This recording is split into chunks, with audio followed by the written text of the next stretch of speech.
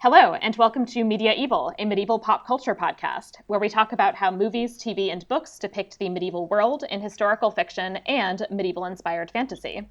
What did they get right? What did they get wrong? And what do they tell us about how modern people see the medieval past?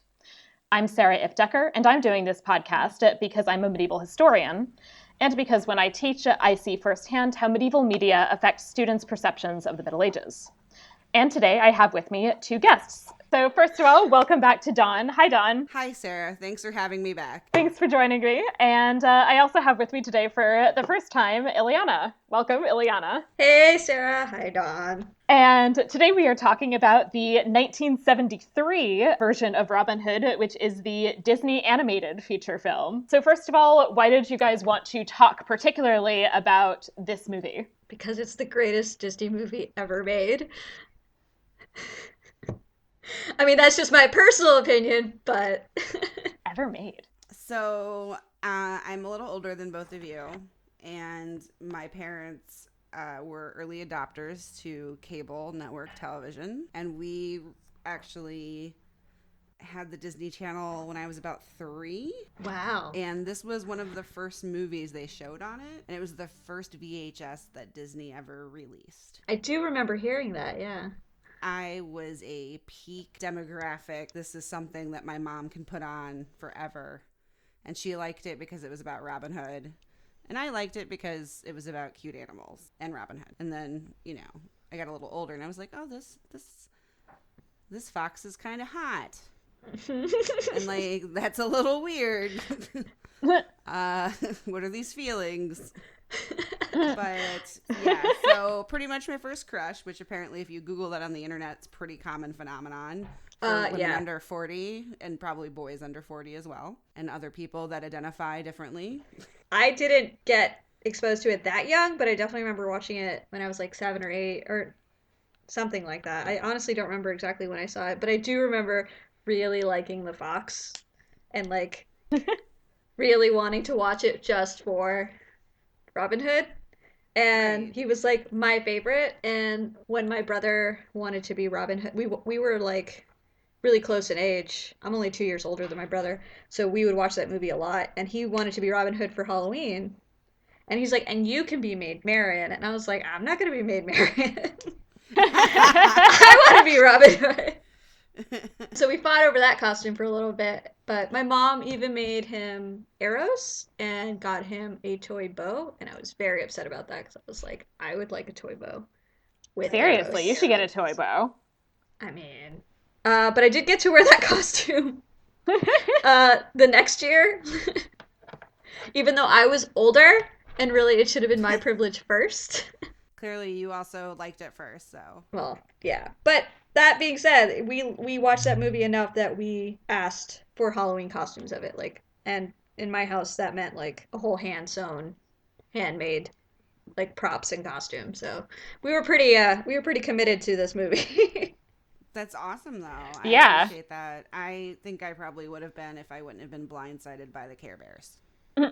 That's fair. I actually have much significantly fewer memories of this movie. I vaguely remember seeing it as a kid, but I don't know. I was really much more of an Aladdin and Lion King and Little Mermaid person. That's because you were an intellectual who wasn't allowed to watch television when you were under 10. That was probably it, yes. I was allowed to watch specifically those movies. There's a small subset of movies I was allowed to watch. And honestly, it's another weird thing too, just with the technology piece, because I feel like if you didn't have access to the Disney Channel, you had to have a VCR and either have access to rent it or purchase it, which the original sticker price was absurdly high when it first came out. Yeah, it was $80. It was $80 because, VHS tapes were so expensive. It was really, really just a ton of money you wouldn't expect considering how much a VCR was already $400 at that time. I was definitely discouraged from freeform TV watching, and so mostly stuff that I watched was stuff that we had on VHS. And I remember that also being the time where it was actually a huge pain to get Disney movies on VHS. Like at any given time, they weren't all necessarily actually available. Yeah, so like Disney had this whole like thing from 1984 to 2004, and I'm sure Ileana can speak to this because she probably knows more about it. But like basically they would release something and it would go back into the vault and it was never released again. And it just kind of varied on the period of time they decided. So like Robin Hood was the first one they ever released. And it was also probably available the longest of all the films. I think it was almost like 10 or 11 years. So basically from 84 to 94, it was readily available, like for the consumer, either to rent or own. And when you think about that wide period of time, it would make sense that anybody that was born from the late 70s to the early 90s would have potentially seen this. Right. Because it was one of the most I don't want to say it was overly produced, but it was the most readily available Disney film at the home viewing level, because Disney basically said it was like such a middle of the road movie that they were willing to release it, whereas they didn't want to release their classics. Yeah. Right. But yeah, I don't think I actually owned this, although I did own the Aristocats. You like cats? Yeah. Yeah. Which, fun fact, the Aristocats came out before this movie. It's really hard to not do that. I get it. It really is. It is! Also, my phone keeps auto-correcting every time for various reasons. I've written Aristocats. It's like, do you mean the Aristocrats? No, I do not, phone. Exactly. Well, the Aristocats came out before this movie, and they barely made back their budget. And so when Robin Hood was being discussed, they actually had to fight for more funding for this movie because Disney, as a larger company, was kind of like, you guys aren't really making us the money that we need you to be making. And Disney Animation Studios chimed back like, well, you can't really have Disney without Disney Animation, so you can't scrap us from the company. And so they decided to work with what they had. They kind of had a budget, but it was like barely what they had for the Aristocats. And because Sword in the Stone, which came before the Aristocats, didn't do as well as they liked, they were kind of on thin ice. So they were really hoping that this one was going to be super successful. And how successful was it? I mean, it was more successful than the Aristocats, but I think it was name recognition more than anything. Like, people know the name Robin Hood, and so they were more likely to see it. And I think it also benefited from being more closely related to the Errol Flynn Robin Hood movies. Right. Than actually being any sort of historical or not, like, right, at all similar to any of the novels. Article about that, Ileana, like how I did read that. Instead of them reading anything like historical, they just watched like Errol Flynn movies, and I'm like, I kind of love it though. No, that checks out to why my mom also loved the movie though, because like my mom probably still would make out with Errol Flynn. Yeah, although that article was also a little bizarre because, and I'll probably touch on this throughout, but I mean, so the Robin Hood legend is, of course, not contemporary with the period in which it supposedly takes place, but it is medieval. It's 14th century in terms of the first versions. But the versions that specific article mentioned, like, why didn't they read this, are like 19th century versions? And it's like, honestly, that's not that much better. No, it isn't. And he said, like, oh, why didn't they read Ivanhoe? And I was like, not sure you did your research there, buddy. Right, like, Ivanhoe is just as much a modern interpretation of the Robin Hood legend as the Errol Flynn movies. Like, and the whole thing also seems like it was a bit haphazard in some ways, because apparently initially they wanted this to be a movie about Reynard the Fox, and then decided that he was, like, not sufficiently child-friendly. Which, yeah, anybody who watches The Magicians knows, not a good idea. Yeah, Reynard Fox is a trickster in generally the much less charming, roguish sense, and more the just terrible sense. Yep. And The Magicians, which is, has a modern interpretation on Reynard, that's very much the kind of thing that you see. So, maybe not making a children's movie based on that was a good call. Yeah.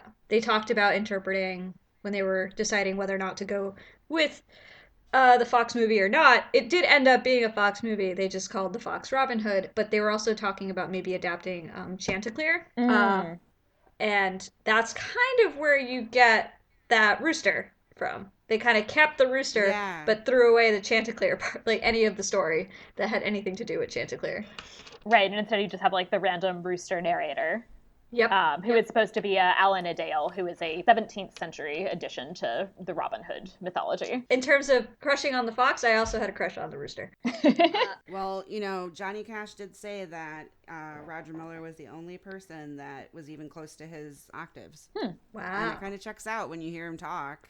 Yeah. That takes us into talking a little about the cast of the movie. So, yeah, Elena Dale is played by Roger Miller, who, yeah, as far as I could tell, just looking on Wikipedia, is really best known as like a country singer and not as much as an actor. Yeah, he did more of like variety shows, if anything. Yeah. Yeah, so we have him as Elena Dale. Robin Hood is Brian Bedford, who, did he just die? He died in 2016. He has the second most Tonys ever. Oh, wow.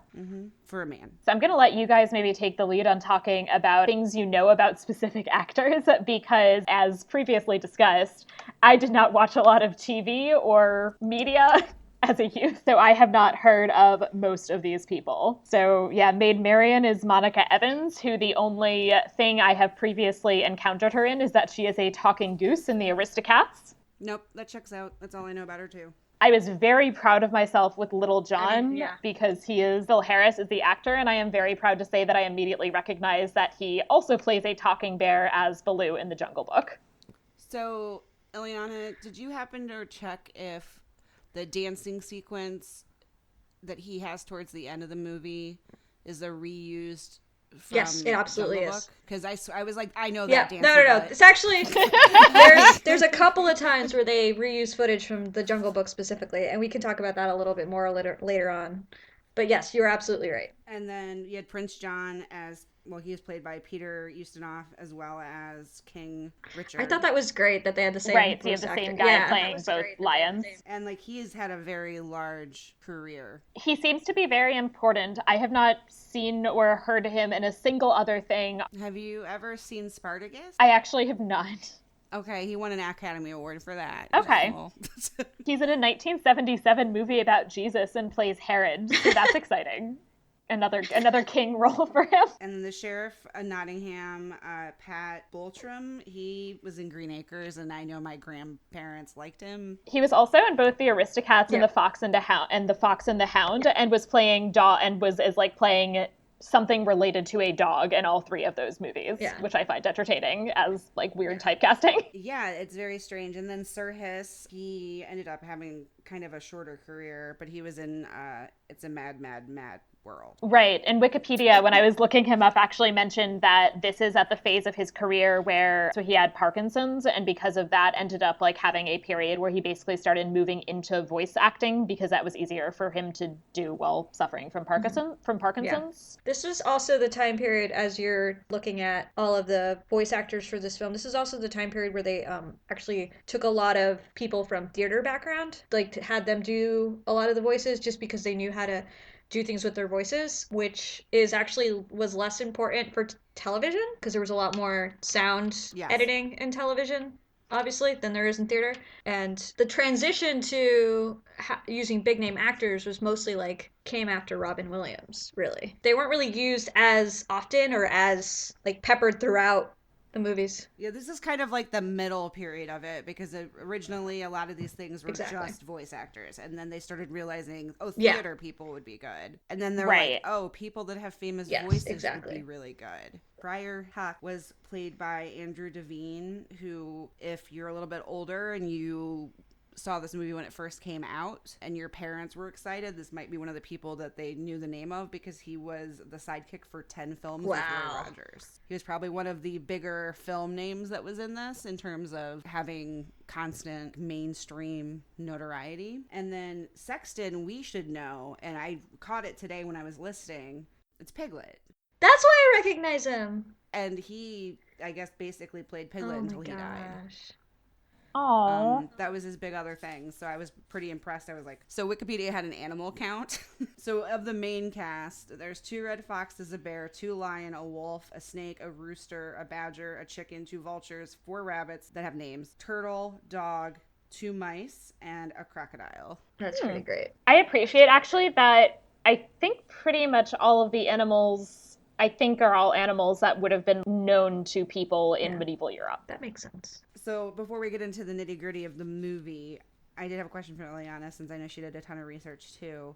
Did you happen to come across anything about the reason why they had a lot of these actors available was because they were originally going to do a Western cartoon? Yes, that is absolutely true. So they were, before they decided to have it take place in Great Britain, and like where the original Robin Hood story takes place. They were going to do a Western because they thought that that was going to be more appealing to American audiences. But then ultimately, the director, who is Wolfgang Reitherman, whose nickname was Wooly, which I find Aw. amazing. So Wolfgang Reitherman, if I'm probably mispronouncing that name, I apologize if I am. He pushed to have it take place in Great Britain because he thought it would work better for the story. Which I think having Robin Hood take place in the Wild West would have dramatically changed the tone of this movie, and I don't think there are red foxes in the Wild West.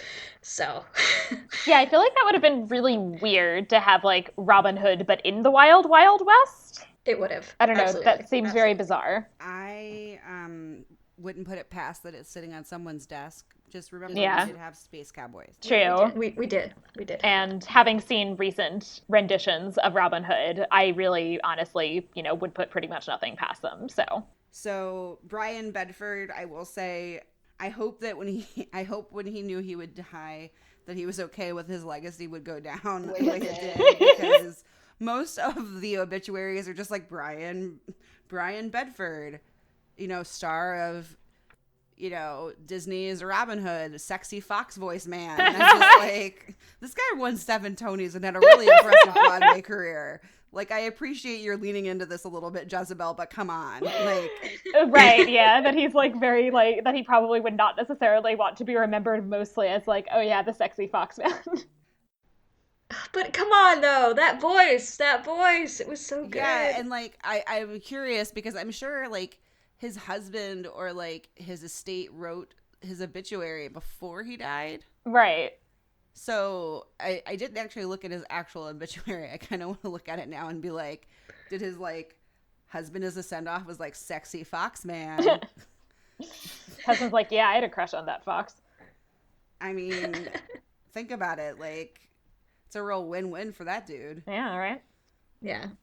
So now let's move on into our next section, or our first kind of official section, which is the enumeratio section, where we will be kind of going through a recap of the movie. So we are introduced by Alan Adale, who's acting as a kind of minstrel figure, who goes on how long ago Richard departed on his great crusade, and in his absence, John, his greedy and treacherous brother, usurped the crown. Then there's like an entire page of story that we just like skip over because you can actually like see like a manuscript and it's just like, okay, this page isn't important, so now we're just going to move on to the part that's about Robin Hood. I do have to say though, I really appreciated, since I haven't really probably watched this since I was like 12. I forgot how cute the title cards are. Yeah. Yeah. They're really cute. Like where they're like, and this is Hiss, the snake.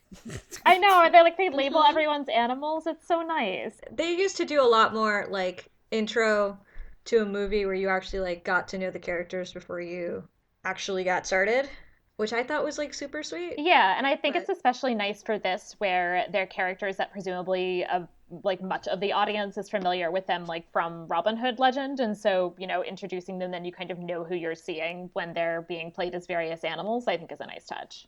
Yeah, absolutely. So our first kind of real scene is then Robin and Little John, who are basically having a chat about the ethics of their life choices. I love that they open the movie with that. That's like incredible to me that there's just like, this is a movie about Robin Hood, and we're going to start talking about whether or not we're the good guys or the bad guys. But it's a very short conversation. And Robin's like, oh, everything's fine. And then they like have a caper and it moves on. This, by the way, also, I'm just going to go ahead and mention it. This is going to pop up throughout. This movie is a really weird combination of, on the one hand, like, yeah, we rob the rich to give to the poor, and it has this kind of anti-capitalist undertone. But on the other hand, is also very anti-government taxation. Yeah. Which seems like a weird combo. So I'm not rebutting the fact that they don't like taxes, but I think it's more so that they don't want to be taxed to the degree that they are because they're poor. Yeah, no, absolutely. It just like seems like a very like the government is out to get us with taxes, which like, I don't know, in the 1970s and also today is like a narrative, like a very specific kind of narrative that it seemed like was popping up. Yeah. So I just felt like it was more like, no, like we're eating stale bread crumbs. Right. Yeah, and not that there wasn't an exploitative taxation system, although less exploitative than it's presented as being here. Right. So we then meet Prince John and his snake henchman, Sir Hiss, and learn that John has a lot of feelings of inadequacy surrounding his brother and the fact that, you know, his brother is like the guy who's the king that everyone respects. His crown is literally too big for him. He like keeps trying to put it on and make it work, and it keeps kind of like falling down, and Sir Hiss kind of was like, "Oh, you look so regal," and then it's like, "No, not so much." So, like, Sir Hiss is, like, a paid friend, right? Like, he's somebody who's clearly getting paid to hang out with him, right? Yeah, or, like, at the very least, like, it's like this is how he, like, has, power as well, is through John. Even if he's not literally being paid to be his friend, it's like he's friends with him because he's the ruler and not because he likes him. I kind of always saw him as, like, in terms of actual court positions, like the royal secretary, in terms of, like, how close he was with the king. Right. Or the prince, that rather. checks out. That's kind of how I always saw him. But can we just mention real quickly how King Richard has this like super full, luscious lion's mane, and Prince John just like really has no mane whatsoever, and is very, very feminine because of that. Like not just the way that he's acting and his gestures, but also like literally drawn not like a male lion. Yeah, which is a really interesting choice to essentially effeminize him as a way to indicate his weakness. Yes. That is very true. I think as a child, I just always thought that he was like young. But now as an adult, I definitely noticed that on my third full watch I got, or second and third full watch. But what I also thought was really interesting is I kind of felt like he, by proxy, was also just kind of the fuck up of the family. Yeah. Right. Yeah. Like, he's the one that, like, accidentally found the keys to the car. Yeah. Right. Yeah, and that's definitely part of it. And he's also like made very clear that like their mother liked Richard better, and that he has a lot of like deep set mommy issues related to that, including that he keeps like sucking his thumb every time his mother comes up. And it's super weird that like I kind of understand in terms of like streamlining the plot why she is not an actual character in the movie, but it's super weird that he keeps calling out for his mother and there's like no actual like resolution to that. I figured she was like, just also away on the Crusades. That's fair, yeah. So I actually know the reality of this, like, and I was going to mention it later, but like I'll talk more about it in more detail later. But the short version is that she was very much around and a real person, and also much more competent and like interesting than her son, than actually probably either of her sons, to be honest. So I'm really sad that she wasn't in the movie because I like her a lot. Yeah. And yeah, it would have made a lot of sense for her to be there, both plot-wise and historical reality-wise. Yeah. John also claims that like he's responsible for sending Richard on crusade, which is really interesting. Yeah, I don't know how that would have worked out. Yeah. And also at some point yells at Sir Hiss, like, "I told you never to mention my brother's name," which I'm pretty sure they stole that line or a variant on it for The Lion King. Oh, for sure. Yeah, which also like is very similar in like the powerful like traditional looking lion versus like they don't do quite the same thing with the mane, but like the much like scrawnier lion as the villain. Mm-hmm. Yes, absolutely. So John and Hiss set off on a tour of the kingdom and then quickly have their first run-in with Robin and Little John. So basically they see the royal coach and decide to rob it. There's some interesting gender stuff happening in this scene too, because Robin and Little John dress up as these like lady fortune tellers. And Sir Hiss is like, "No, they could be bandits." And then John's like, "Female bandits? What next?" I remember that, yes. That was really weird. I will say, all of that aside, I really appreciate the use of the boobs. Right, their boobs are very practical. And the butt, too, to be honest. Oh, yeah. So, I mean, obviously, even if Little John maybe isn't going to get with Lady Cluck later, he's definitely felt some ladies. Yeah. He has a general understanding of anatomy. Oh, yeah, those boobs are actually better than a lot of the boobs you see in medieval paintings, so. And also most cartoons. They were, like, widely separated enough that, like, they didn't look like fake boobs. Of course, it's also the like weird thing that happens in Disney movies where like just animals have which boobs. is kind of strange, but yes. Like, especially because Lady Cluck does too, and it's like there's no way for like that like a chicken would have breasts. You're right. Yeah, so we have a kind of farcical scene where they like literally steal the rings off John's fingers, and they steal all of his gold, and then he has these like solid gold hubcaps that they also steal. Yeah. Which is not a good use of metal. I'm just going to point that out. Oh, no, definitely not. And definitely is not something that they would have done, obviously. And yeah, and in what will be a kind of recurring theme, Sir Hiss is very distrustful of these people and wants John to watch out. And John is like, basically tells him to stop being dumb and like locks him in a basket. There's also like a weird thing that happens.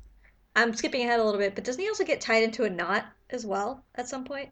Yeah, I can't remember exactly when that was, but there's like a lot of scenes of John just deciding to kind of punish Hiss for actually having quite good insights onto things, because Hiss pretty much always turns out to be right. Yep. But he never listens. So was there, like, they make a quip. I did not look this up because I figured I would use your expertise. Potentially, Eliana also looked it up. I was trying to pick and choose how much crap I was going to be annoying about. He makes a comment that there's a law against, robbing royalty. I mean, there's a law against robbery. Right. Just in general. Indicates that. And I'm like, was that a thing?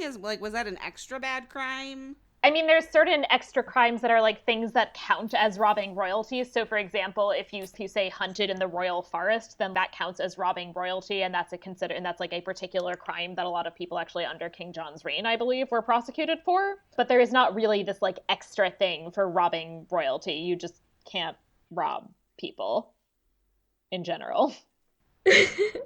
I mean, I know you can't rob people generally speaking, but the fact that they called it out, I was like, did they learn something actually to make this movie? No, I don't believe so, no. I think they really just are using that as a way to kind of emphasize John being obnoxious. So John obviously is embarrassed. He puts a big bounty on their heads, which is, by the way, presented as this very Western-looking wanted poster.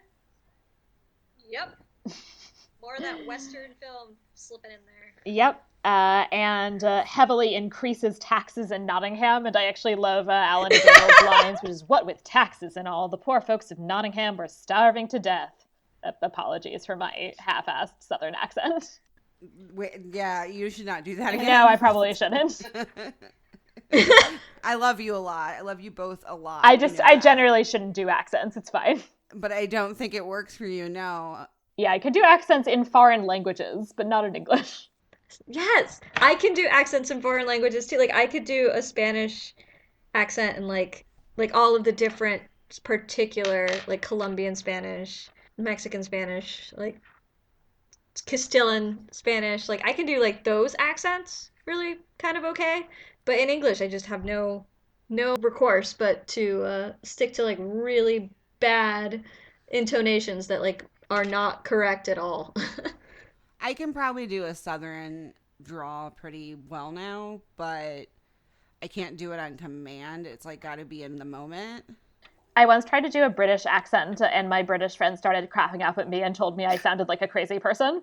Wow. So we basically see the sheriff of Nottingham going around and extorting taxes from various people. So there's an injured dog, and he shakes coins out of the cast of the injured dog. There's the rabbit child, Skippy, who receives as a present 1 farthing in a box, which, to be fair, is a really weird present. When you're poor, that might be the most exciting thing, though. I mean, I guess, but it just, like, looks so weird. And honestly, like, they would have been better off knowing the sheriff of Nottingham to have, like, bought him something. True. But what can you buy when there's nothing to sell because nobody can even make anything because they can't buy supplies? It's a full circle of poverty. Right. I don't know. Carrots. And then the sheriff comes in and steals his farthing. Oh. Then Robin Hood comes in and disguised as a beggar and gives the family some money, as well as gives Skippy a little bow, which is very charming, and then hands over his hat to Skippy as well. Like, I mean, I just want to bring up, though, like, why does everyone stand in doorways with their little bags of gold? Just stop doing that. Right, like, people should just actually be better about that. Like, just put it in your your boobs or like your butt. Like, learn something from the streets. Right. Well, the cast actually seemed like a pretty good idea, but that didn't work out. So maybe it's good that nobody tried to hide them in their boobs, or we would have had some like upsetting sexual harassment in this children's movie. That's true. I mean, we do get that a little bit though, actually. Yeah. But Ileana, so did you when you watched it as an adult have that moment where you're like, I really wanted to be that one, but I'm really like that one? Because I am pretty much certain that I'm Toby the Turtle after watching it. I'm like Toby the Turtle with a little bit of dash of Tagalong, the little annoying baby bunny. But I grew up to be Lady Cluck. So it's a real confusing transformation over here. I mean, I felt like my sisters thought I was Tagalong, like the little annoying baby bunny, which had, let me tell you, it was actually like kind of gender nondescript. Yeah, I don't know what Tagalong is. Tagalong. Non-binary Tagalong had some of the best expressions. I know. They just did some great facial animation work on that child, because there were just some moments where I was like, that child's sassy. Oh, yeah. When Tagalong's like, come on my birthday, and I'm like, that was me. Yeah. I was like, hello, please pay attention to me. It is my day. Yep. I also like that there's the one bunny girl. It goes, he's so handsome, just like his reward posters. And it's like, oh, you're the kid who's going to grow up to be on Love After Lockup. Yep. I just also want to mention real quick, like, out of all of them, she seemed to have, like, the most non-period costume. The thirsty bunny? Yeah. The thirsty bunny, yeah.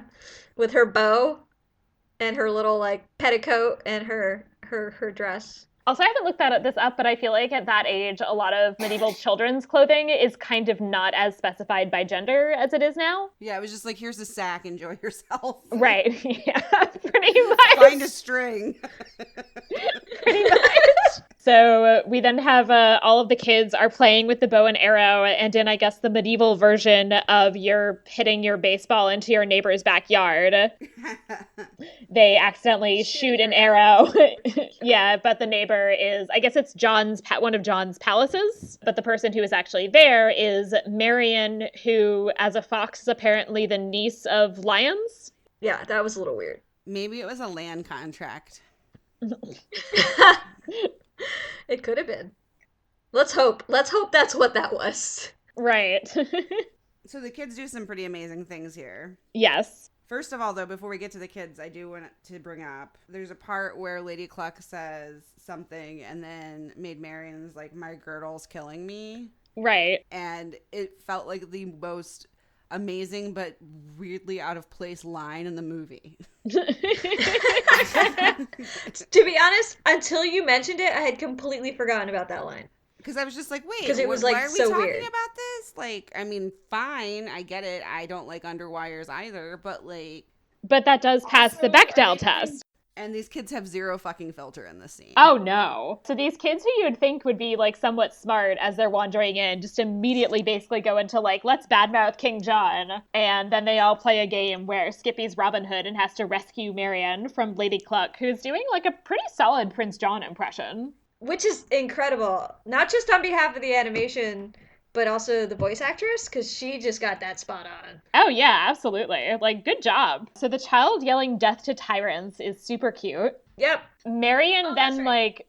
Is like, oh, now that you've rescued me, you have to, like, give me a kiss, and is kind of, like, awkwardly hitting on the bunny child. And kind of, like, being a little handsy. Yeah, it's a little weird. It's like, all right, we know you're into Robin Hood, but this isn't Robin Hood. This is a, like, 7-year-old rabbit. Like, you didn't bone down when you were in, like, New York. I mean, not New York. Where was she? England?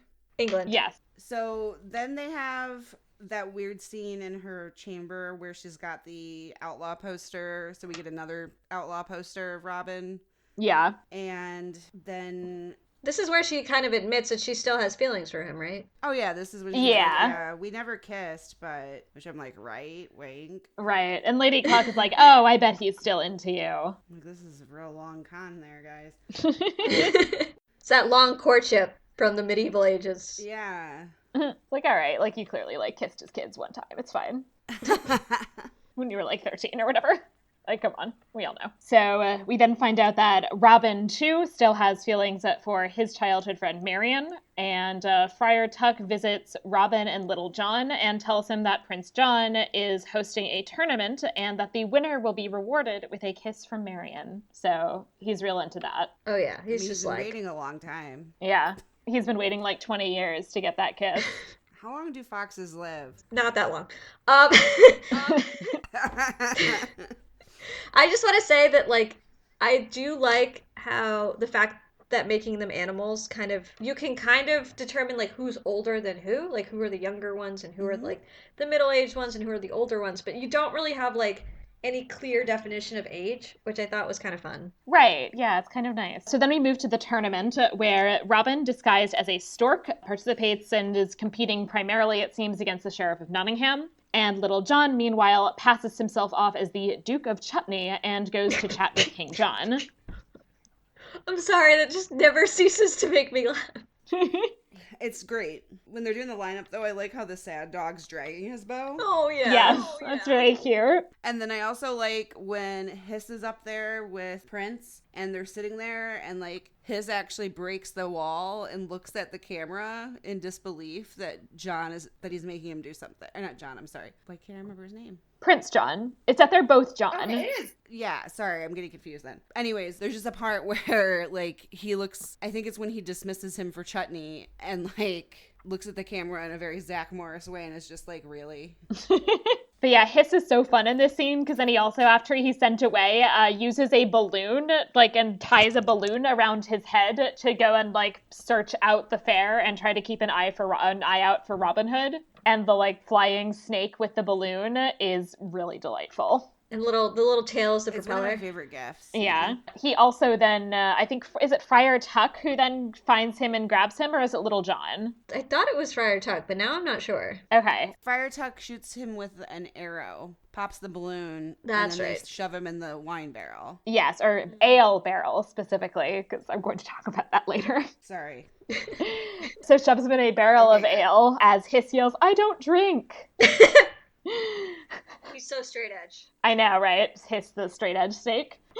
I also found it really delightful in this scene that at some point John says, like, coup d'etat, to borrow a Norman phrase. And I was like, oh, that's funny, because they're French. It's such, like, a niche joke, though. I know, but I was really entertained about it. I mean, it's kind of silly because, I mean, Richard actually probably spoke better French than he did English, and John very possibly too, but Richard almost definitely. But I was really entertained by the fact that they were like, let's have a nod to the fact that they, like, run Normandy. Oh, man. I also love that, like, as part of Little John's costume, pretending to be the Duke of Chutney, his clothes don't really fit him all that well, and it's almost like this kind of call out to how, like, a testament to your wealth was that you were kind of on the overweight side. Yeah. It's like you could afford that much food to get to that point. So I thought that was kind of interesting. Mm-hmm. Yeah, definitely. Kind of sold the whole disguise a little bit more. Yeah, absolutely. So Robin wins the tournament, but meanwhile, John has managed to guess his identity, basically because he's a person winning the tournament, and is about to have him executed. Marion begs for mercy, and John, you know, basically tells her to fuck off. But then it turns out that Little John has stuck behind him and has a sword to his back, at which point he changes his mind very quickly. So, yeah. 2 points. He is really good at shooting because he did that on stilts, and I was like, dang, you know? Like, right. That must be hard. Yeah. And he has a mask over his face, basically. Like, I took archery in college because that was something I could do with my time. And, you know, I wasn't bad, but I definitely wouldn't be able to do that. We then have a big fight breaks out between Robin Hood and the villagers on the one hand, and John and his men on the other hand. So there's a lot of running back and forth, and elephants and rhinos getting stuck in tents. And then Lady Cluck has her, like, football montage, which to me is, like, clearly whoever decided to make A Knight's Tale watched this movie. Right, it's exactly that kind of deliberate anachronism for fun that she's like running around like clearly like to a football fight song. It's like an actual football fight song. I can't remember whose though. I just wanted to say that this is also one of the scenes where you actually get some of that redrawn footage. They use some of the footage from The Jungle Book Oh. in this. The elephants specifically. Yeah, that makes sense Oh, now. cool. Yeah, so this is kind of like where you start to see that redrawn footage. Cool. Also, Drunk Snake is the best snake. I Drawn love animation. the drunk snake. Yeah, so the drunk snake is amazing. He kind of comes up out of the barrel and like runs over to John. He's like, "It's Robin Hood, the stork. Did you know?" And I think that might be when John like ties him in a knot. So, Ileana, so they reused a lot of the cells because of cost. Was there any other reason to do it? Actually, it wasn't because of cost. It was actually more expensive. Huh. It was cheaper to make new animation than it was to reuse the old animation. The person in charge of this movie, good old Wooly, Wolfgang Reitherman, it was just kind of like one of the things that he insisted on. Like, well, we're going to use this footage for this scene. We're going to use this very specific series of cells. We're going to reuse them. And it wasn't necessarily just a matter of tracing. Like, they had to completely redraw everything. So what really they were using was like, they were using it as a source material. They were essentially doing rotoscoping, where you're taking something like a series of movements and you're tracing over them, but you're also drawing new context to it. They used it a lot for the old classic Disney movies, like the dance scenes and the scenes where there's like lots of like hand holding and people like in contact with each other to make it look a little bit more believable. And so Wolfgang Reitherman thought those scenes were really successful and that they were very well, essentially, like, he just thought they worked really well. Why not just use them again? That way we know it's a sure thing, instead of taking a chance on some new animation of that sequence that doesn't work as well. Honestly, there isn't a lot of information about this because there aren't a lot of interviews with Wolfgang Reitherman. All of this information I got from animators that worked under him. When did he die? To be honest with you, I didn't grab that information. I don't know why I didn't, but he was in charge of a lot of those movies in that era, like The Aristocats, Sword in the Stone, Jungle Book, kind of like all of those movies around that time. Yeah. But now I'm gonna look up when he passed away. Let's see. Actually in 1985. Yeah, so he's one of Disney's 9 old men. The 9 old men of imagination. Yeah, so there was a bunch of articles that came out because there was a video that came out on YouTube that was really popular and like blew up all over the internet. And a lot of news outlets kind of reported that that was the reason, but didn't do any research to back up that reason. Right. It turns out there was a couple of animators out there that were like, that doesn't sound right. And they actually went and talked to old Disney animators and got the real story.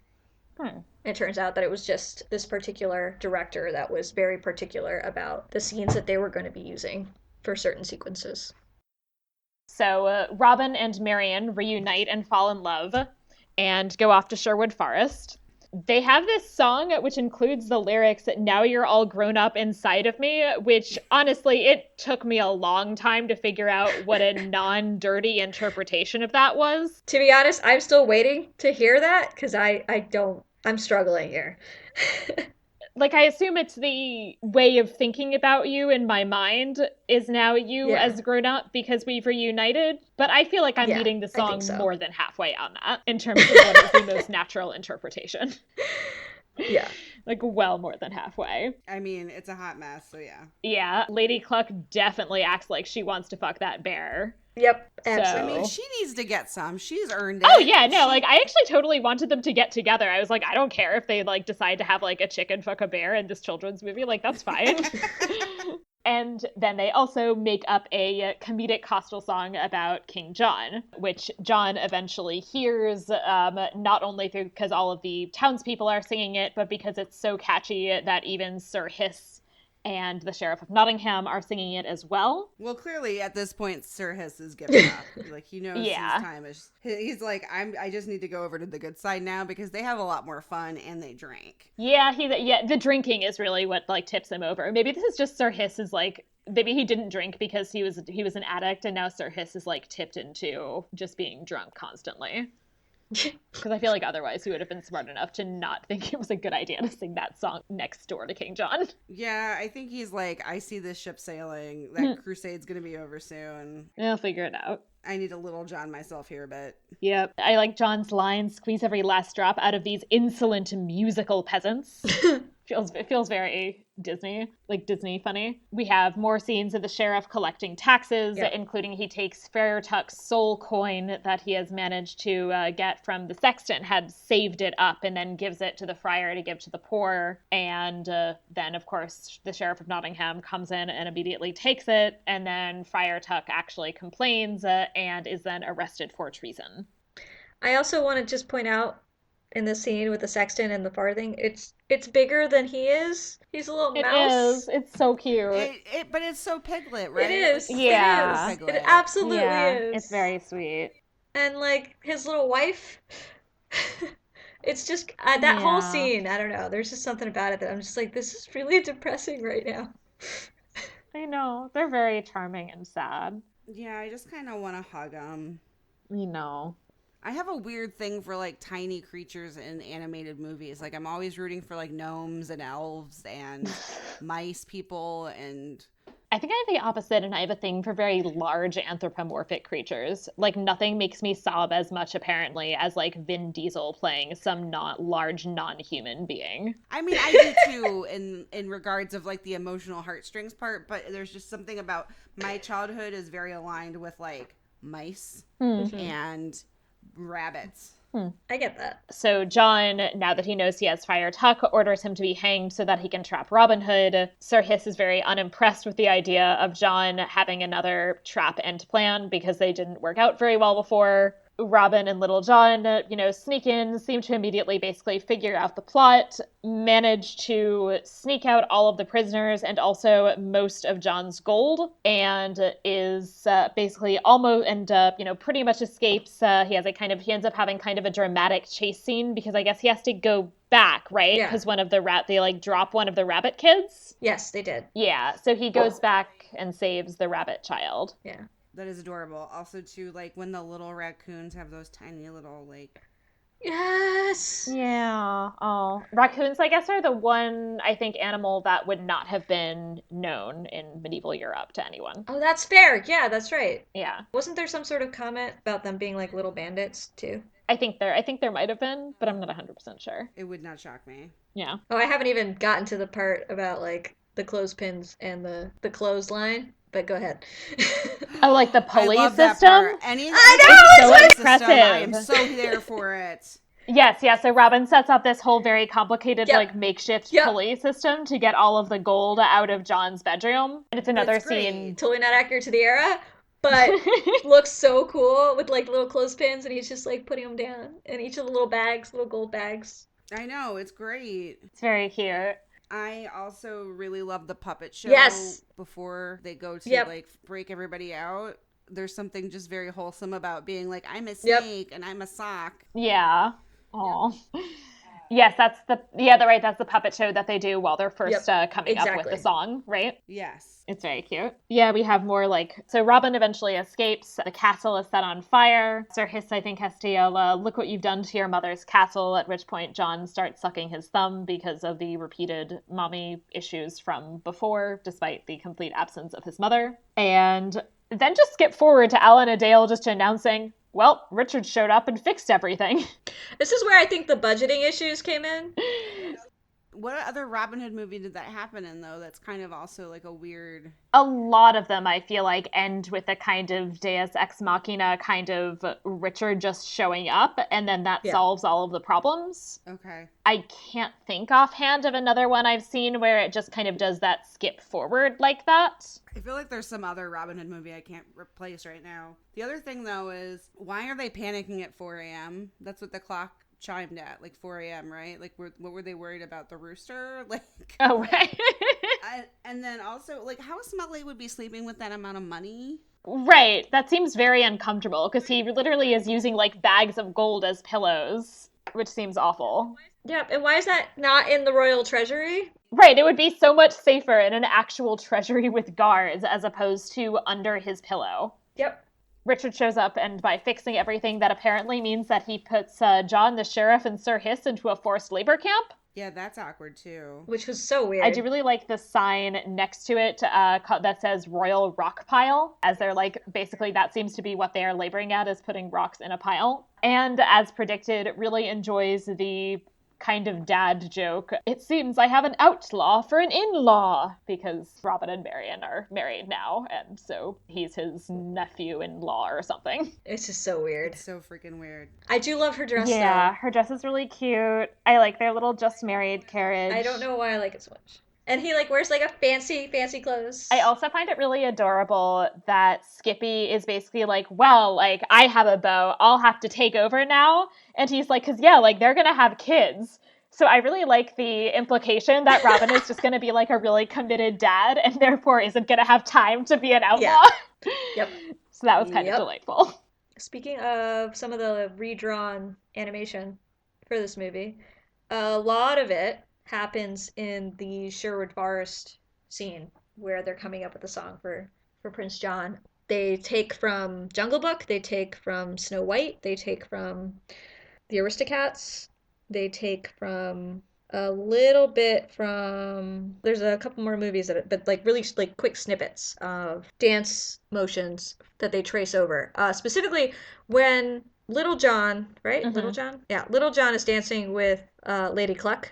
That whole scene is traced over, or that's a redrawn from Baloo's dancing scene with King Louis in the Jungle Book. That's where I was definitely like, this looks so familiar. Like, and that also makes sense that like dancing animals are a thing that they have done before. And if they like the way they did it previously, that they would adjust it. Yes, exactly. So there's also the scene, so a lot of like Maid Marian's dancing is Snow White. yeah. And fun fact, the redrawn animation of Maid Marian over Snow White was done by Don Bluth when he was still with Walt Disney. All right, so now that we have completed our recap, we're going to move on to our next section, which we call Vera et Falso, where we talk about what they got right and what they got wrong, the second part usually being longer.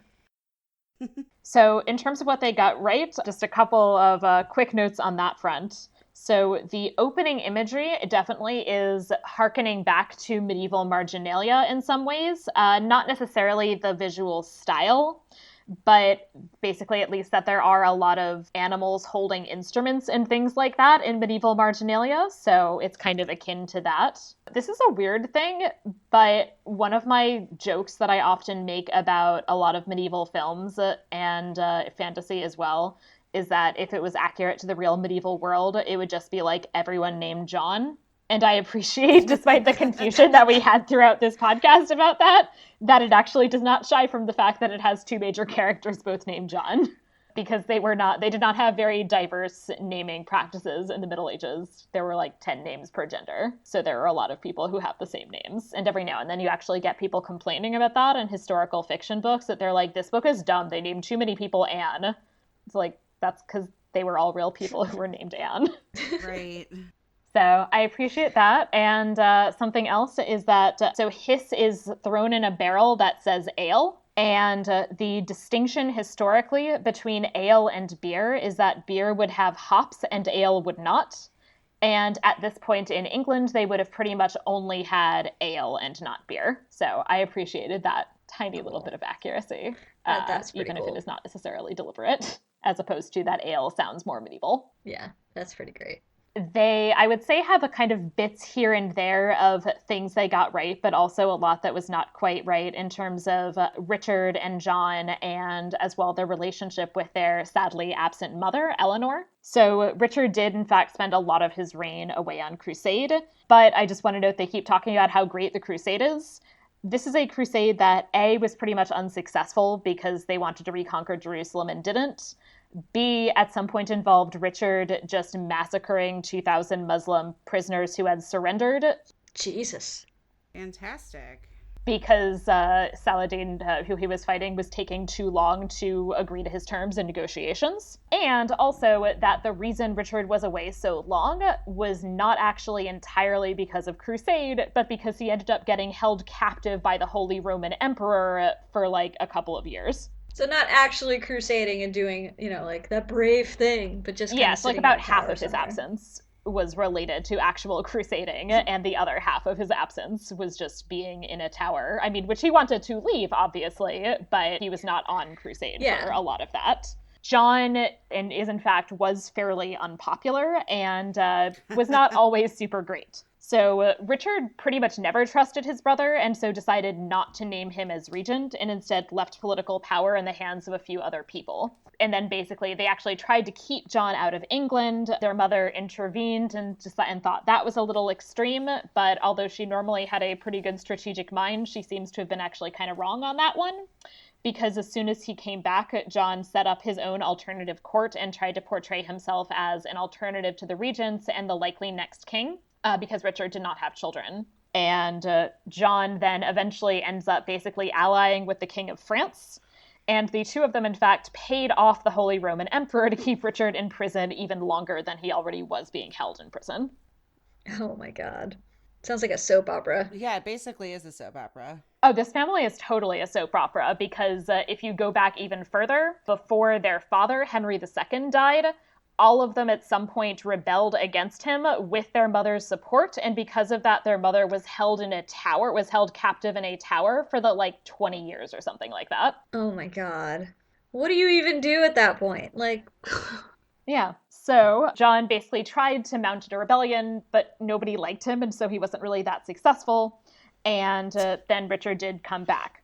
However, Richard did not send him to a forced labor camp because you would not really do that to your brother as European royalty, and instead basically forgave him, with the only real penalty being that he took away most of his lands with the exception of Ireland, which he got to keep.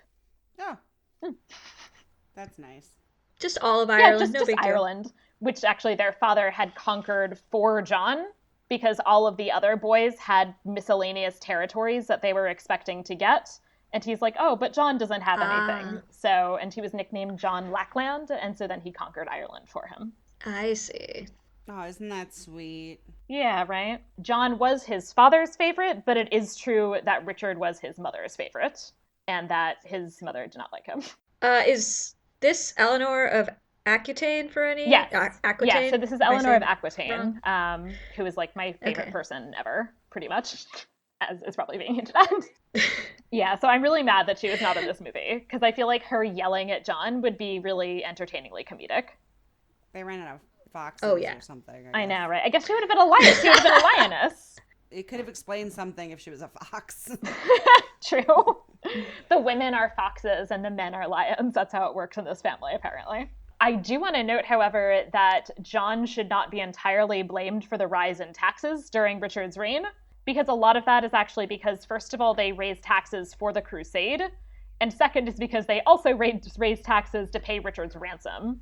So the people who were responsible for raising taxes was actually the other faction of Richard's kind of regency council and his mother, who were basically trying to get money for that. Got it. And I think John was kind of sometimes also as this alternative court trying to get money, and so it was an extra problem that some people were being kind of double taxed. But basically the problem was that crusades are expensive, and also paying a king's ransom is expensive. Yeah. Wow. However, John is known for having hiked up taxes during his own reign, where he also continued to be unpopular. And there's a little line in the song that says something like, too late to be known as John the First, he'll be known as John the Worst. And he's not known as John the First because there's no John the Second. There has never since been a king of England named John. Oh, wow. There still has not been one, and based on the names of the current royal children, will not be one for another generation or so, at least. And it is because, he turned out to not be super popular. I mean, he ultimately is the king who basically got his barons to all rise up in rebellion, which is what resulted in him signing the Magna Carta. Oh, wow. Yeah, so he is not a great king. But he does, I think, get slightly a bad rap in this movie. So not that I'm a big defender of him, but he shouldn't get quite as much insult. Yeah. Another thing also that I want to mention that bothers me in general about Robin Hood movies is that if you're complaining about taxation in particular during this period, I find it irritating personally as somebody who does Jewish history that no one then mentions the Jews, because the Jews are the people who are being even more kind of disproportionately heavily taxed, because they feel like they can get away with it, because the Jews basically are kind of reliant on the king's support to remain in the country. So basically they are the ones really being very heavily taxed, probably arguably more so proportionately than the peasantry. See, now I'm just thinking of that Rachel Bloom short that she made that was animated that was like accurate fairy tale. Oh, I And think I've seen yeah. that. the I'll have to watch that. with the Jews coming out of the forest, and they were actually like drawn as like little dwarves, Oh, and it Jewish was just coding. like That's great. so wrong, so That's wrong. really funny. And she was just like the commentary in that video as a whole just reminds me of what you're talking about. It's just like it's so fucking awful. It's still fucking awful. Don't get me Yeah. wrong. It's always been fucking awful. But Yeah, so this specific thing is awful. yeah, so like maybe it's for the best, honestly, given Disney's track record with some things that they didn't have like some probably poorly chosen animal that got Jewish coded that was also being like suffering from taxation. Like I feel like that actually probably wouldn't have ended up being better. But I do, feel the need to comment on how I feel like Robin Hood films in general should acknowledge the fact that Jews are being definitely very heavily taxed. Other kind of mild issues in terms of things that are not quite right. Friar Tuck gets presented as a Franciscan friar, despite the fact that Franciscan friars did not exist as an order as of yet. Yeah, that seemed a little off. It's like off by a few years, and they certainly wouldn't have been in England at this point. Or I think maybe they'd just been named as an order, but did not exist in England. But when they portray Friar Tuck in other... That is actually consistent across adaptations. They're just all wrong. Oh, okay. I was just curious. I think it's because it's a look that pop culture identifies with that role, so therefore it's the standard instead of the correct, if that makes sense. Right. And also I will say, I mean, in the 14th and 15th century when these legends arose, like those people did not necessarily care about historical accuracy either. And so they also thought of Franciscans in a particular way, and as perhaps the most likely candidate to be a person of the church who was on the same side as Robin Hood, because they're the people who are kind of concerned with the poor. So it kind of makes sense why in the legend that happened. It just is not quite right. He also, however, could not legally be executed by the king because all churchmen have the right to appeal to be judged exclusively by an ecclesiastical court. Fancy. No, I'm kidding. Yeah.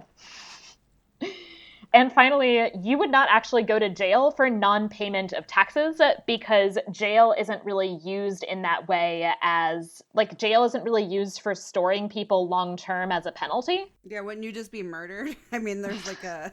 For certain crimes, you'd be executed, or basically they would take everything you owned, and then after that, like, what's the point of doing anything else? Right. If they keep you in a jail after that, then they just have to feed you. I mean, they're better off, honestly, if they just take all of your stuff and then like send you off to starve. Yeah, so there's really no benefit to keeping people in prison. I have feelings about that, and we don't have the time, so... Yeah, I mean, not saying that that's a good system, but just, like, that's the case is that, you know, if you couldn't pay your taxes, they would just seize whatever you had, and then that would be that. Yeah, so I think those are the kind of main things that I wanted to note that they got right or wrong. The next section is the section I call Historia et Veritas, where I talk about a real medieval thing. And for this, I wanted to actually look up, because we have all of these animals, I wanted to look up medieval bestiaries. So first of all, I'll post some pictures in the Facebook group, because a lot of them are super fun. But just wanted to kind of note that, first of all, the idea of having kind of people displayed, presented as animals, and that implying something about the character is actually a pretty medieval idea. So there's an English theologian, Thomas of Chobham, who wrote, "The Lord created different creatures with different natures, not only for the sustenance of men, so that they could eat them, but also for their instruction, so that through the same creatures we may contemplate not only what may be useful to us in the body, but also what may be useful to us in the soul." So in other words, the point of having a bestiary wasn't just like encyclopedic facts about animals. It was also to essentially talk about the kind of moral lessons that you could learn from various animals. So basically, foxes are typically presented as tricksters, but not really in a cute way. More in they're basically the devil way and are trying to catch and entrap Christians. And in biblical exegesis also tend to be associated with heretics. There's this line in the Song of Songs that talks about the foxes, the little foxes in the vineyard, and that tends to be interpreted as, you know, the heretics trying to destroy the body of the church. Bears have a little less kind of specific moral meaning, but just fun fact, it was believed that bear cubs were born blind and also shapeless, and then were licked into shape by their mothers. What? Oh, man, I wish somebody would have licked me into a different shape. If only you'd been a bear. Lions typically are very well liked, basically because, you know, the idea of the lion as the king of beasts is a pretty old one. It actually goes back to Aesop's Fables, which is 6th century BCE. And basically, you don't want to annoy kings. So if something's the king of beasts, you should probably present them as being deserving of that title. Very fair. The lion and the way the lion is talked about tends to be a lot more Jesus-y. Is that why Leos are so cocky? No. Because they're Jesus? I'm just here for the comedic relief. Because they're Jesus or because they're kings? Both. Maybe. My mom's a Leo. I'm just saying.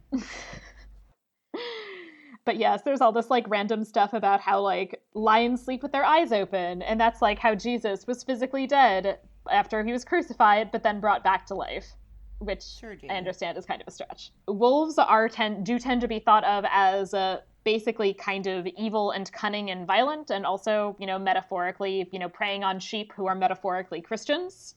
So the Sheriff of Nottingham is actually kind of on target. Right. Yeah. But however, they also believed randomly, this is just another fun fact, that if you saw a wolf first, then it couldn't attack you.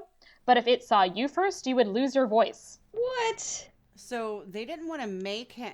That is amazing. I'm sorry. I was sidetracked with my brain. They didn't really want to make him a wolf, though, originally. Oh, really? What did they want him to be? I didn't write it down. Yeah, they wanted him to be something that was like, because of the person who was in charge of production basically said, no, wolves are sinister. That's why he's going to be a wolf. And somebody's like, but I wanted him to be this. And I guess it was like a hot day in the office for that conversation because it was obviously brought up enough that it's been documented. Huh. Yeah, that'd be interesting to hear what he was he was also alternatively going to be. But yeah, because the wolf, I feel like, is one of the more spot on.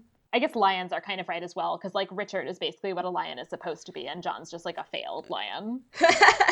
He's the lion that didn't get licked. Yeah. I think they also had a licking thing, actually.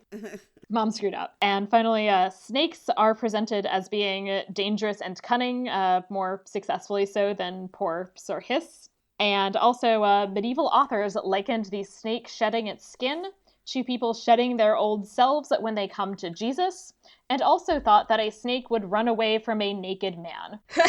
Same. What? Badgers, by the way, are basically just described as dirty beasts that bite. And in the 1st century, Pliny the Elder also claimed that badgers protected themselves from attack by inflating and distending their skin. So basically that they're like puffer fish. Same. So I guess you should have tried that one. So essentially what we've learned is that animals definitely had a kind of moral meaning, which they, you know, kind of sometimes have something similar in this movie, but not always. And also that medieval people were often wrong about animals. I actually did find what it was supposed to be before they decided. Stupid goat. Not just a goat. Oh, a stupid goat. Oh. Yes, it was dropped by the director, who wanted Ken Anderson to keep the villain since wolves are more stereotypically evil in fiction than goats, who are nonetheless associated in some cultures with dark magic and demons. Coincidentally, in that case, the 3 villains would have been the 3 animals that made up the Greek monster Chimera: a lion, a snake, and a goat. Oh, that would have been really cool. But, you know, I would have thought, just based on how he acts, a donkey would have been better. Really? You think so? Because he's kind of bumbling. I don't know, I could see maybe a goat. He's kind of... I mean, like, he's kind of, like, you know, people kind of associate donkeys with being lazy but useful. Yeah. He's not really trying hard. True.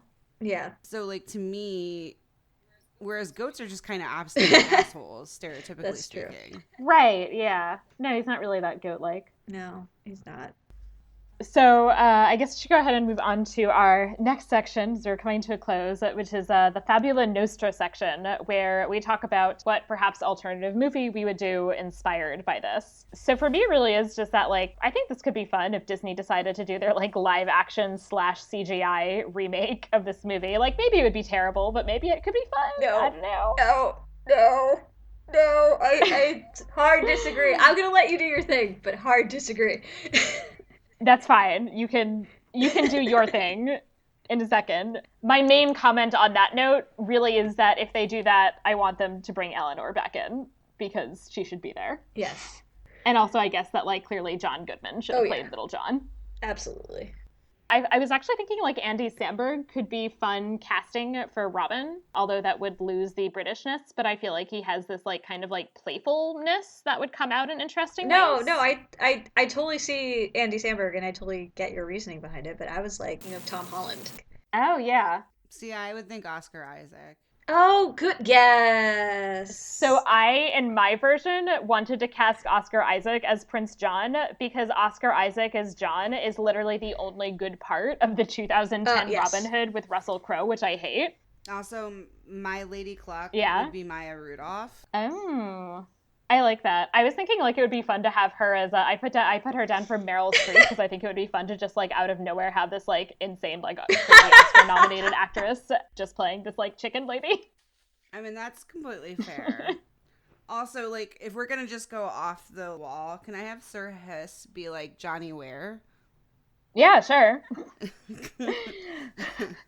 I wanted Ralph Fiennes to do Sir Hiss because I rewatched In Bruges recently, and I feel like Ralph Fiennes in that does this good, like, menacing, but like kind of sometimes a fuck up, I guess. I just want to see Sir Hiss like Vogue. Yeah. And I feel like Johnny Ware would be able to do that in a contemporary sense. No, that would be fun. But also kind of probably fall down. Yeah. That's totally fair. Yeah. I also have decided that in putting Eleanor back in this movie, I would want her to be played by Diana Rigg, basically just because I am still obsessed with Diana Rigg's performance as Lady Olenna in Game of Thrones. I'd want some sassafras.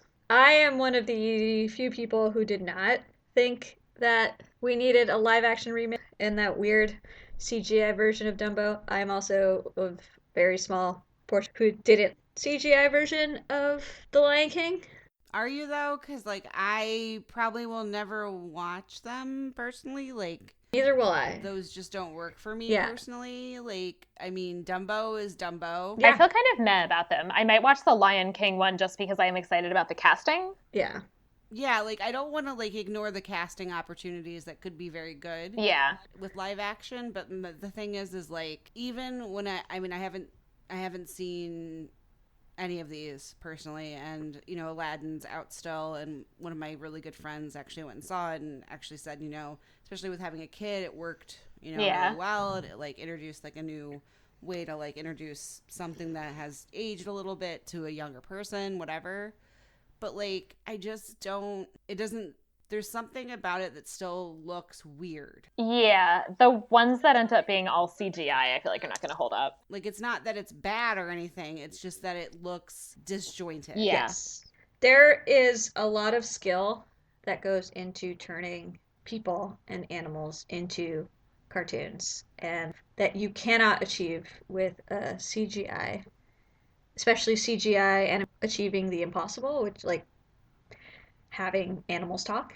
So in that context, I cannot imagine a Robin Hood version of this movie where the characters are all realistic looking bears and foxes and hens and rabbits, because I think that would just lose the charm. Yes, they're animals, but I just think yes, they're animals, but they're not.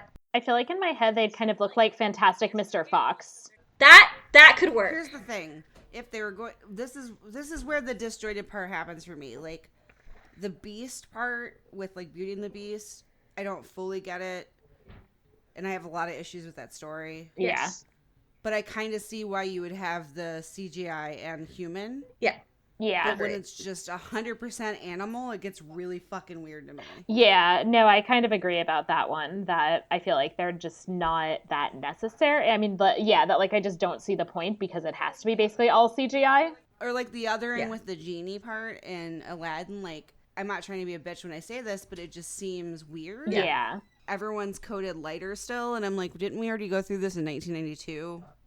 Right. Yeah, the thing also is that animation from 40 years ago, like because it's a really great example of what it is, it holds up really well almost by definition. Whereas CGI from like 5 years ago often looks like shit because we just now do a better version of it. Mm-hmm. That's the biggest problem to me. Yeah, so I feel like it's like, okay, like the ones I've seen, I guess I've seen Beauty and the Beast and Jungle Book. It's like, okay, they're fun, but like I think it's very unlikely that I would go back and rewatch those. I'd much rather watch the original. Even old animation still looks clean. Yeah, exactly. And like old CGI, as I said, I mean, I even have seen things from like 5, 10 years ago, which just look like crap now. Like if I were gonna do new kind of my own version of this movie, I would definitely absolutely do a stop motion animation. And I would do it in a very particular style. Like I wouldn't do it in necessarily, so we don't have a lot of examples of stop motion animation currently. We have Studio Leica, and we have the studio that makes Wallace and Gromit, Aardman Studios. And apart from that, we really don't have a lot. I mean, I could see stop. Like Wes Anderson does stop motion, but Yeah. it's like mostly like one-off. He doesn't have like a studio that does it. Like he gets a team of people for that movie, and that's it. Right. They disband after their. I could be wrong. He's done it twice, right? Yeah, like I think he like hires people specifically to make, Isle of Dogs and Fantastic Mr. Fox. But I think like something like stop motion animation where you're trying to achieve a certain look, because almost like the way that Kubo and the Two Strings had a very specific stylistic look to it that's different from anything else that came before.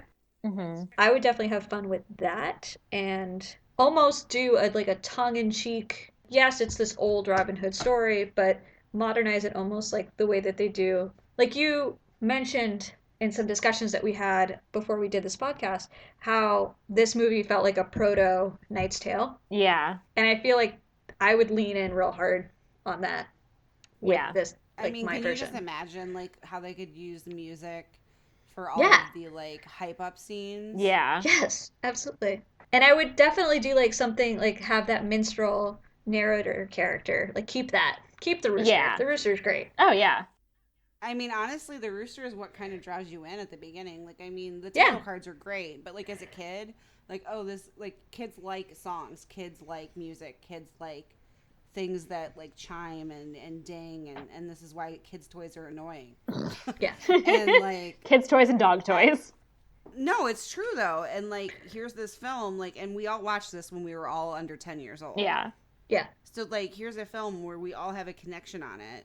Because it obviously, despite the fact that it's been kind of like considered like middling, in terms of like Disney canon, which they're wrong. Way more, no, same. But I have way more stock in this than like Sleeping Beauty. Yeah, absolutely. Yeah. Sleeping I can't even Beauty. fucking tell you what happens in Sleeping Beauty. The bitch is falls asleep the whole time. The dude has no interesting things about him. Yeah, I mean, Sleeping Beauty is terrible. There's three scenes that are like any kind of interesting. And the fact that they're like, we don't want to release Sleeping Beauty because it's a box office hit, but like Robin Hood probably won't do well, so we'll put it on VHS. And I'm just like, you guys like made the worst decision, like worst best decision, I guess. Because I mean, even beyond the charming aspect of him and like how we joke about how he's like the fox you want to fuck, there's something that's just inherently charming about the fact that this person cares about humanity enough to just do whatever they want. The lines are quippy enough that you appreciate them, even though they're not like the best writing in the world. Yeah. The animation is good enough that, especially like with the 4K restoration that I have, and you watched the same one, Ileana, like it's pretty. Yes, I did. It's beautiful. Like, it's pretty. Like, I mean, they did a really nice treatment on it, and yeah, and I do actually, like, I love how colorful this movie is. Like, that makes me really happy because I have, like, a thing where it really irritates me about how movies that take place in the Middle Ages, they often make, like, aggressively gray. Yeah. Like my soul. Yeah, exactly. It's this visual, like, this was the Dark Ages, guys. So they had dyes. Yes, they had color. And, like, if you look at medieval art is very brightly colored. And that's even just talking about paintings that people think of medieval sculpture as basically, like, white. It wasn't. It was all painted, completely polychromed. The paint is just worn off on most of it. Yeah, yeah. So, like, medieval art was very colorful. Medieval clothing, especially worn by the wealthy, was very colorful. So it makes me very irritated that just everything is, like, gray. And also, like, the countryside in Ireland and Scotland and England was always green, even in the Middle Ages. Yeah. They had color back then. All right, so at this point, it's time to move on to our last proper segment, which is the estimatio, or rating section.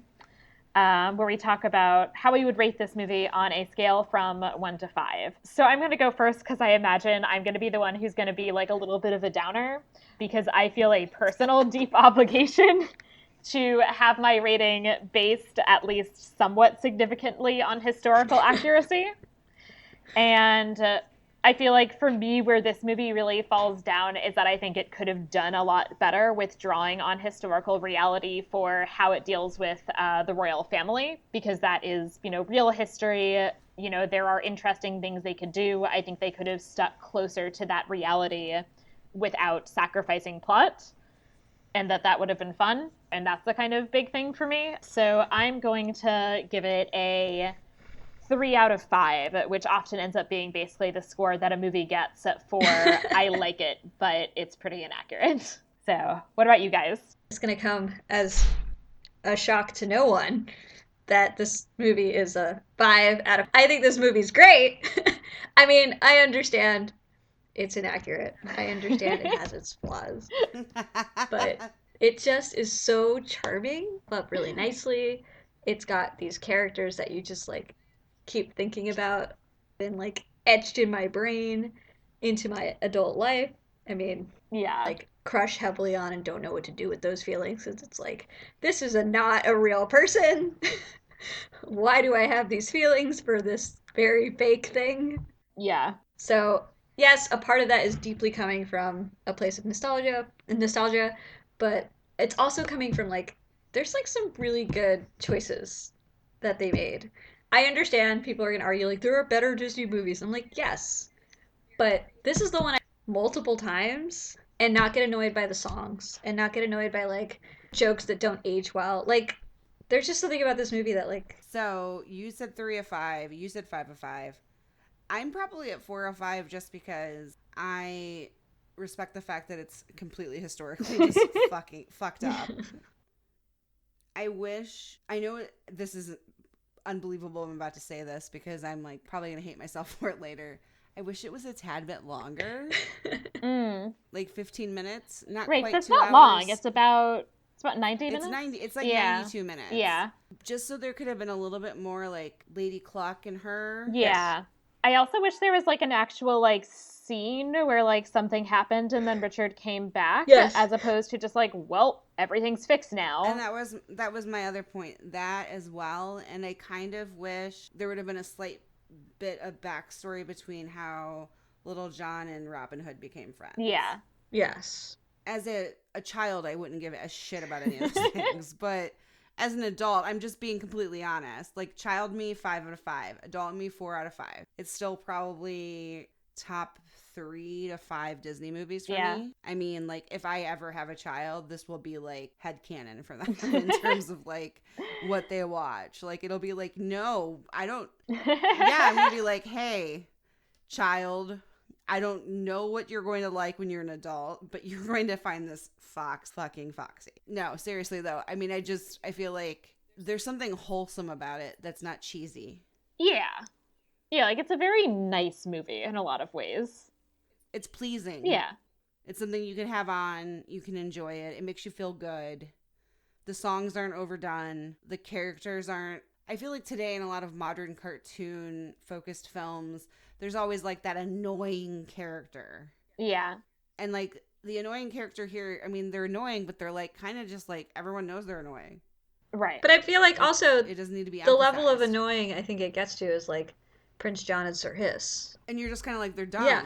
And I honestly don't hate Sir Hiss that much. Yeah, I don't either. I used to hate him more as a kid. I love Sir Hiss as a character, honestly. Like, I think he's like a solid villain. As an adult, I'm just like, like you're doing you, dude. Like you're trying to be scheming. You're sucking it a little bit, but yeah, like I actually really like him as a henchman, which is like a genre of character, I guess, in Disney films, like the semi-competent henchman.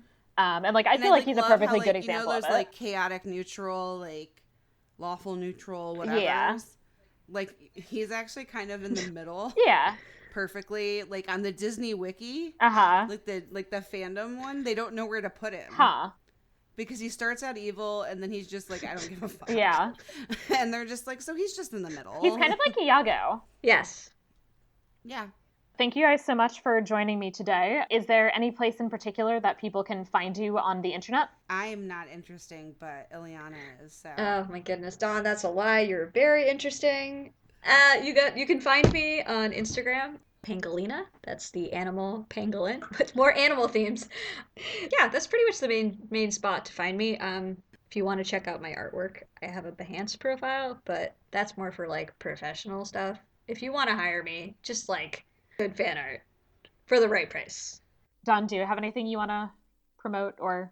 I am not interesting, so you can move on. You are very interesting, but not in the internet world, but no, that's not true. Not true. You hug that you like to share pictures of. And of course, if you want to follow this podcast, we are on Twitter at Media-eval Pod. We have a Facebook group. We are, of course, available on iTunes/Apple Podcasts, and I believe pretty much all of your preferred podcatcher apps. We would really appreciate if you enjoyed this episode, leave us a good review on iTunes/Apple Podcasts. And if you have any questions or feedback, please send an email at media.evalpod, media.evalpod @gmail.com. And also, if you're interested in just me talking/posting pictures of my animals, some of whom you might have heard this evening on this podcast episode, you can find me at Sarah Ifdecker. Thank you to Dawn and Ileana for joining me, and thank you all for listening to Media-eval.